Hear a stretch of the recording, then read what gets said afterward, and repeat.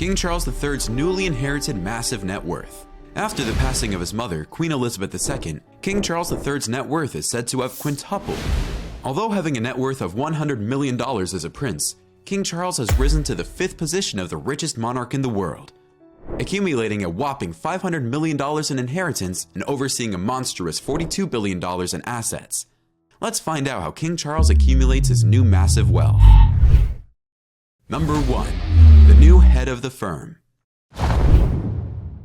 Going into the family business as a member of the House of Windsor may grant you a lifetime of reputation and privilege, but it does not necessarily offer significant fortune. Among other assets King Charles controls is the firm. The firm is the name given to high-ranking royals since the era of George VI. Members of the firm are frequently highly reliant on their seniors for allowances, presents, and other blue-blooded favors. This has been the case since the reign of King George VI. However, it is still beneficial to hold the position of king. After more than 70 years of preparation for the post, King Charles III inherited vast acres of land, royal estates, rare and precious jewels, artworks, and other personal property from his beloved mother, Queen Elizabeth II. Some of the paintings and rare jewels go back hundreds of years. In addition, he is currently in charge of managing the late monarch's $42 billion portfolio of assets that are being held in trust for the kingdom. This portfolio includes billions of dollars worth of investments and other lavish palaces, dazzling jewels, and priceless works of art that he will never actually own. Castle, sweet castle. The Queen spent her summers and her final days at Balmoral in Scotland, and has been part of the royal family since 1852, and has been referred to as Castle, Sweet Castle. Since it is confirmed that Her Majesty's will remain sealed for at least 90 years, the precise allocation of her assets will not be known for many generations. However, as the Queen's oldest son, Charles inherited her private estates, including the much-loved castle in Balmoral, Scotland, where she passed away, as well as Sandringham, which is located in southern England and is stable to the thoroughbred horse farm known as the Royal Studs. In addition, King Charles inherited his mother's vast private collection of jewelry, paintings, rare stamps, and any personal investments she may have made. The overall value of these personal assets is currently estimated to be a whopping $500 million. And Charles won't have to pay a single penny in inheritance tax because of a deal that was struck in 1993 between the governments of the United States and the government of the United Kingdom. This deal exempts the transfer of property from one sovereign nation to another. Seems King Charles is the luckiest citizen. But this is just the tip of the iceberg in his next upgrade. 2. Bigger and better. The monarch, who is 73 years old, also ascends to the throne with a king's ransom of his own. This is largely due to the lucrative annual income he received from the Duchy of Cornwall, which earned him approximately $27 million this year, which his eldest son, Prince William, will now inherit. In addition, the monarch has a king's ransom of his own thanks to the lucrative annual income he received from the Duchy of Cornwall. While serving as Prince of Wales, Charles began a number of initiatives to promote organic farming and save the natural environment. Charles was the owner of the largest organic food brand in the United Kingdom through his charitable foundation, which William now inherits. Charles was also the owner of a nature retreat and craft center in Transylvania, both of which were run as bed and breakfasts.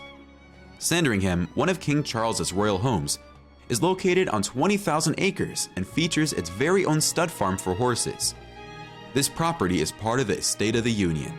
Prince William will now take possession of the Duchy of Cornwall, a conglomerate with $1.2 billion in net assets, including the Oval Cricket Ground in London, Charles's former residence at Highgrove House, where he first began farming organically in 1985, and the Isles of Scilly. But the new king will not exactly be left wanting for prime real estate. As the new monarch, Charles will take ownership of several institutions that collectively manage assets valued at over $42 billion. These assets include the crown jewels and some of the most renowned royal palaces in the world. These properties, which include Buckingham Palace, Windsor Castle, and the Tower of London, are not directly owned by the king, but rather belong to the current monarch in rights of the crown for the duration of their reign. This means that the king does not have direct control over these properties. They are also kept in trust for their successors as well as the nation, which means that they cannot be sold under any circumstances. Palaces and gems are frequently regarded as priceless, so in contrast to the numerous estates required to submit annual reports. So how much is it all really worth? Number 3. The Crown's holdings. The Crown Estate, a large real estate portfolio with a net worth of $17.5 billion, is King Charles's single most valuable asset. These holdings include Regent Street, which is widely considered to be the best shopping district in all of London, as well as Ascot Racecourse, which is said to be the Queen's favorite racetrack, and almost the entire seabed of the United Kingdom. The British Treasury receives the total amount of the Crown Estate's net profit, which was $361 million in the year 2022. However, the royal family also receives a portion of the profits through what is known as the sovereign grant from the Treasury. This grant is equal to 25% of the royal family's share of the net profit from the previous year. Based on the net profit that the Crown Estate made during the 2019-20 financial year, the sovereign grant in the year 2022 amounted to a total of $99.6 million. However, Charles will not personally benefit from this massive fortune in any way. A portion of the net profit is equal to 10%, approximately $39.8 million, which is designed for the upkeep of Buckingham Palace, and the remaining 15% is allocated to cover the cost of the royal family's annual travel, official engagements, housekeeping, and payroll. And the total of those bills can quickly build up as vacations of the royals are usually quite exquisite. The 9-day trip that Prince William and Kate Middleton took in March to Belize, Jamaica, and the Bahamas was the most costly vacation that the royal family has taken in the last year. The trip's whole cost, including the planning that took place before the trip, was approximately $260,000. Number 4. Duchy of Lancaster.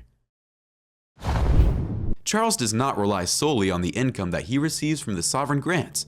To begin, it does not address the issue of physical security. As king, he also assumes authority over the Duchy of Lancaster, which is a privately owned estate with net assets of $753 million and is held in trust by the monarchy. The privy purse is an allowance that comes directly from the duchy's net revenues and is given to the king. This allowance is used to cover any additional official expenses. This comes to a total of $24 million before tax. In contrast to the sovereign grant, which is exempt from paying income tax, the Queen agreed in 1993 to voluntarily pay income tax on the portion of the privy purse that was not used for official purposes, and Charles agreed to continue the same policy upon his accession to the throne. Not just in Britain, the king has assets in Scotland. Number 5. Crown Estate, Scotland. In addition to the Crown Estate and the Duchy of Lancaster, Prince Charles owns the Crown Estate Scotland, a portfolio with approximately $570 million in net assets. This portfolio includes the Scottish seabed, rural estates, and the rights to fish for wild salmon and extracts naturally occurring gold and silver in Scotland. The rest of the Crown's properties, which include at least 9 previous and current royal homes, as well as the Royal Collection, which contains the Crown jewels, are the most challenging to value due to the fact that they will never be sold on the open market, and they do not file yearly reports. Number 6. The Crown Jewels. The British royal family's most famous possessions are called the Crown Jewels, and they are renowned all over the world. They are kept in trust by the monarch for the nation due to the fact that they are part of the royal collection. Using as a point of comparison the sale of the fresh crown jewels in 1887 and the sale of the late Princess Margaret's jewelry in 2006, the Royal Institution of Chartered Surveyors concluded that their value was worth more than $4 billion. Undoubtedly, the overall worth of the royal collection, which contains works by artists like Rembrandt, Vermeer, Caravaggio, and Leonardo da Vinci, is far greater. The value of the royal collection, which includes the crown jewels, is estimated to be $12.7 billion. The Tower of London is the location where the crown jewels are kept. These jewels include the St. Edward's crown, the coronation spoon, the imperial state crown, the sovereign's orb, and the sovereign's scepter with cross. Number 7. Inherited palaces. In addition, the king owns at least 9 palaces, castles, and mansions in right of the crown, which is another way of saying in his capacity as sovereign. The combined value of these properties is $9.5 billion. Buckingham Palace, which serves as the official residence of the king when in London, is believed to be worth $4.9 billion and is without a doubt the most valuable property in the collection. At the other end of the price spectrum is Clarence House, which served as Prince Charles' official residence in London during his time as the Prince of Wales and is currently valued at $72 million. The king currently owns both Balmoral and Sandringham, which he received as an inheritance from Queen Elizabeth. The combined value of these two estates is around $118 million and $73 million altogether. The vast majority of these assets are unsaleable.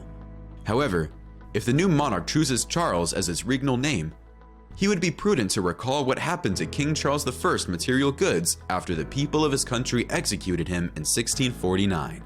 As soon as Charles I passed away during the English Civil War, his possessions were quickly put up for auction. It is said that Richmond Palace in London was sold for £13,000, which is equivalent to nearly $1.8 million today before it was eventually torn down. The art collection that belonged to Charles I was sold by Parliament. At the time, this collection was widely regarded as among the world's finest. The paintings were individually appraised at £35,000, equivalent to about $5 million today because of inflation. This value, however, is a fraction of the $450 million that was paid for at auction for just one of those works, Leonardo da Vinci's Salvator Mundi, when it became the most expensive painting that has ever been sold in 2017. It is reasonable to anticipate that Charles III's rule will be less turbulent than that of his regal namesake. Since the passing of the future king's mother, there has been an uptick in support for him. Since May, when only 32% of respondents believed that he would do a good job as the monarch, his approval rating has soared to 63%, according to a survey that was conducted. The Queen was very well regarded throughout the world and the United Kingdom. She did an incredibly impressive job. The question of whether or not Prince Charles will be able to follow in her footsteps is still up in the air. Though in control of huge assets because of the crown, the Queen didn't leave her son empty-handed. Number 8. The Queen's personal wealth. The Queen's personal wealth is estimated at $500 million, all of which will pass to Charles as king. This includes the properties of Balmoral and Sandringham, as well as the Royal Philatelic Collection, which contains the world's finest and most comprehensive collection of British and Commonwealth stamps, as well as the Queen's personal investments, horses, jewelry, and artworks that she inherited from her mother in 2002. Study of Rocks by Claude Monet, Cruz is claimed to be the most valuable piece in the collection, with an estimated value of $17.3 million. And if Prince Philip's estate lawyers were as smart as was rumored, Charles's father, the Duke of Edinburgh, would have left the Queen his art collection worth $2.3 million before his death in April 2021. Charles would have received all of his inheritance free and clear of any further tax obligations. Number 9. The King's personal assets. While serving as Prince of Wales for 64 years, Charles also learned how to amass an incredible fortune for himself. He relied heavily on the Duchy of Cornwall's wealth, which grew from $600 million to $1.2 billion during his reign. This included about $400 million in commercial buildings and more than 52,000 hectares of land, or about a third of the area of Greater London. The duchy's wealth increased by 51% between 2011 and 2012. Charles was able to become fully financially self-sufficient thanks to the revenue generated by these assets, and thus no longer needed the sovereign grants. The then Prince of Wales earned $26.6 million before tax from the Duchy of Cornwall in the fiscal year ending March 31, 2022. But his income from the sovereign grants was only $1.2 million. Prince William, who succeeded his father as Prince of Wales, now owns this priceless possession. Thanks to Cornwall, William won't have to bother his father about sharing his success. However, Prince Harry and his wife, Meghan Markle, are actively pursuing their own business interests. The couple entered into a 3-year podcasting deal with Spotify in December 2020, with potential earnings of $15 million to $18 million. In addition to their $100 million 5-year Netflix agreement, signed in September 2020, the pair also has an Apple TV Plus series on mental health that Harry executive produces with Oprah Winfrey for an unknown sum. Before becoming king, Charles's personal wealth was far less clear. Aside from that, his Duchy of Cornwall investments has come under examination. The Duchy of Cornwall invested millions of pounds in offshore funds and companies in 2017. One of these companies was a Bermuda-based enterprise run by Hugh Van Cutsen, a friend from the 1960s when both men attended the University of Cambridge. The Duchy previously stated that Charles did not have a direct involvement in investment decisions. With all this money, it's only natural for the king to explore his luxurious fantasies. Number 10. The king's expensive toys. The king and his family have a huge collection of expensive toys like automobiles, watches, and other gadgets. The Swiss watchmaker Parmigiani Fleurier said that King Charles has possessed his 18-karat gold Parmigiani Fleurier Tauric chronograph watch since the mid-2000s, and that he wore it on Sunday, the first full day of his reign, to welcome crowds outside Buckingham Palace. The Tauric chronograph is no longer made by Parmigiani Fleurier, although a 2019 Christie's sale saw an identical model sell for $8,125. One of King Charles III's new royal vehicles is a Rolls-Royce Phantom 6 that the Queen gave him in 1977. For a quarter century, it dominated the market as the most popular vehicle for state officials. The Rolls-Royce Phantom 6 that has been given to the Queen for her Silver Jubilee in 1977 was the vehicle of choice for the King's official introduction in London. It's not for sale, but a 1976 model with equal specs may be had for $225,000. The Bentley State Limousine, built for the Queen's Golden Jubilee in 2002 to celebrate her half-century on the throne, will also pass to Charles. Despite living a life of outward luxury as King Charles III does, with access to many castles, fleets of cars, private planes, and an impressive collection of tiaras and other jewelry, heavy is the head that lies the crown. We hope his reign brings unity to the kingdom. Let us know what you think about King Charles's newly acquired wealth. Don't forget to give this video a thumbs up and subscribe to get the latest on lifestyle.